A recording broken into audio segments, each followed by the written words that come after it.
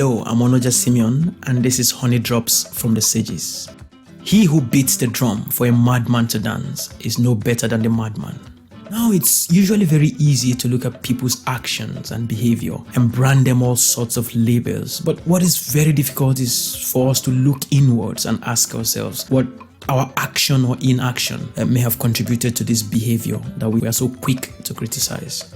You can imagine how it will feel when someone just walks up to me and suggests that my action or inaction may have contributed in some ways to some of the horrible decisions that place the number of people who die to suicide every year at 800,000. That is one person in every 40 seconds. There's no way I will allow anyone to imply that my actions or inaction, and not just that of corrupt politicians, may have encouraged the wrong choice by over 19,000 migrants who have died or have been reported missing while attempting the deadly Mediterranean crossing in the past 6 years. And come on, who would look at a comfortable person like yourself and expect you to join the thousands of migrants who die of starvation, dehydration, and physical abuse while trying to walk through the deserts to, quote, better life?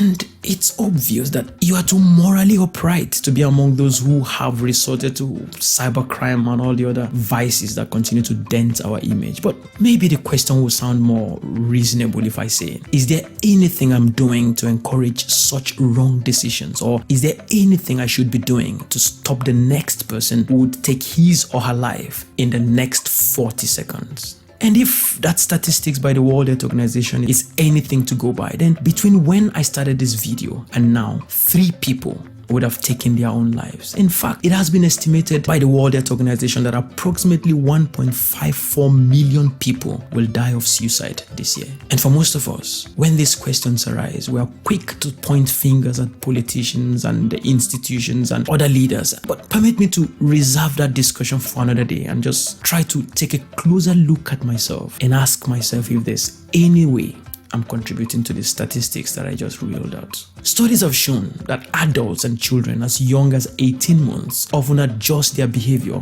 based on what they see or hear. And what this means is that as free as I might think I am to do whatever I like with my life, there are far-reaching consequences for every of my action. And in this age of the internet, with its incredible ability to reach millions of people, this is even more serious. As good as the social media is for all the good reasons, there is increasing evidence that it influences suicide-related behavior. And you don't have to be a genius to see why this is the case, because all you need to do is to see how oblivious a good number of social media users are of how much damage one careless post can cause. Just the other day, I noticed a disturbing thread in my Facebook where a lady who was about to move house or was planning to move house made a polite request for household stuff such as chairs and kitchen utensils. And I don't know how it works where you are, but where I live, people do that a lot. So you see, when you want to move house, you could just come on Facebook and ask if people have 1 or 2 things to spare. And oftentimes people get good response. And that was the case in this situation. People were already responding with things they were willing to help out with.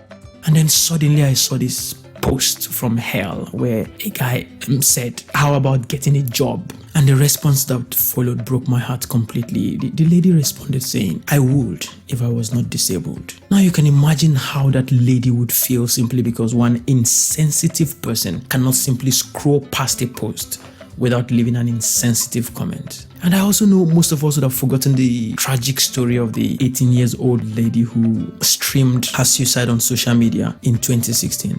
The video actually started in the morning with her sharing how she had been physically and sexually abused by her boyfriend. And during the 3rd broadcast at about 4 p.m. in the evening, she already had more than 1,000 people watching the live stream. And people just kept on bullying her with very annoying comments. People were saying things like, go on, speak, you retard. She's a whore, kill yourself, and other unbelievably mean comments. Well, the tragic end of that story was that she jumped under a train. Could it be that such careless behavior by social media users play a part in the recently reported 56% rise in suicide rate among young people between 2007 and 2017? Have you ever considered the possibility that posting a fake life and making it sound like once you cross the Mediterranean Sea, your struggles are over, helps to populate the list of people who have decided to embark on the deadly journey to Europe.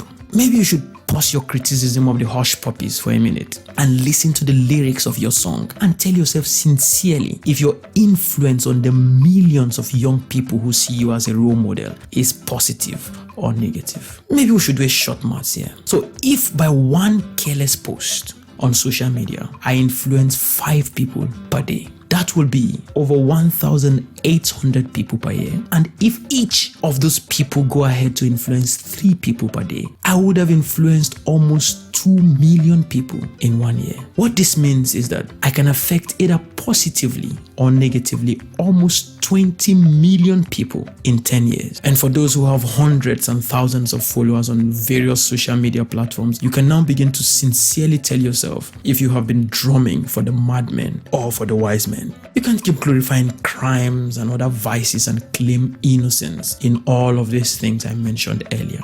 Yes, institutions and leaders may have failed, and their actions and inactions cause far more harm than any of mine. But if my drum is not to the madmen, maybe someday soon, just maybe someday soon, the madness will be forgotten along with the mad dance, and our world will be a better place. Thank you once again for watching this video. I am very sure you got some value out of it. So please don't forget to subscribe and click on the notification bell, as you don't want to miss our next quest into the wise world of African proverbs.